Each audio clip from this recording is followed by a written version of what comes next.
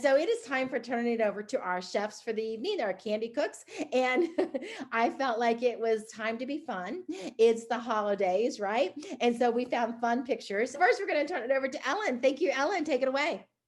Hey everybody, I'm making super simple chocolate truffles and it just uses 3 ingredients plus sprinkles and whatnot.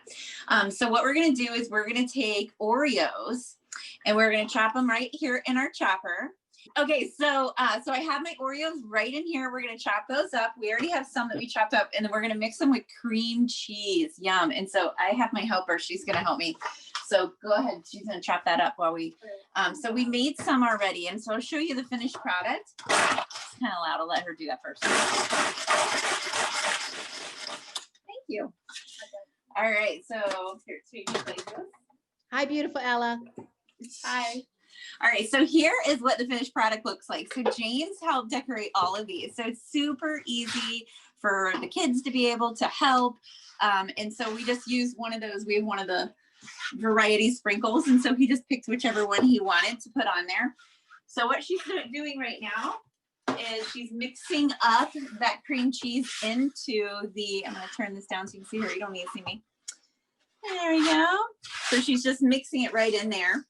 I used the whip and mix, right?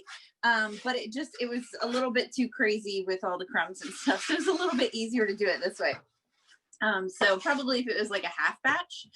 And I used half, like the family size of the Oreos. I used half of one of those for this to chop that up. And then a whole brick, an 8-ounce brick of the cream cheese. All right, so she's mixing those up. All right, and the magic of TV, here they are already made. Haha, how about that?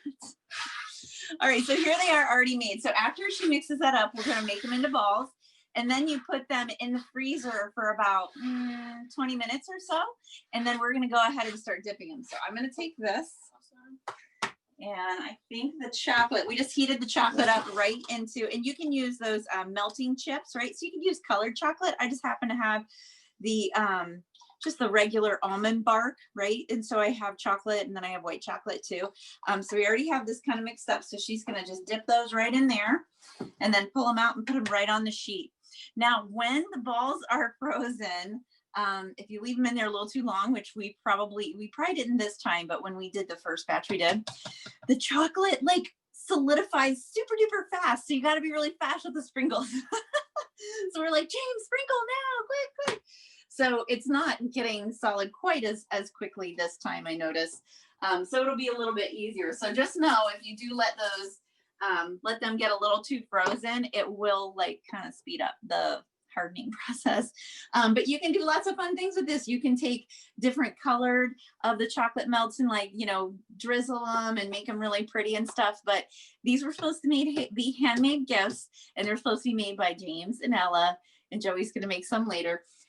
And so, you know, they don't need to be fancy because they're made by them. So she would make them. She's like, wait a minute, she would make them fancy, but she wasn't in charge of the sprinkles. I would make them a bit.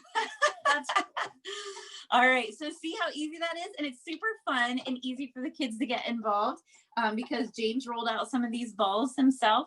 And yeah, super easy, fun, and very tasty. I don't like chocolate and I can't have gluten. So, but I hear they are delicious. Whenever we make them, they eat them like crazy. So, they are very good. All right. All right. Thank you, Ellen. That was awesome. Thank you, Ella.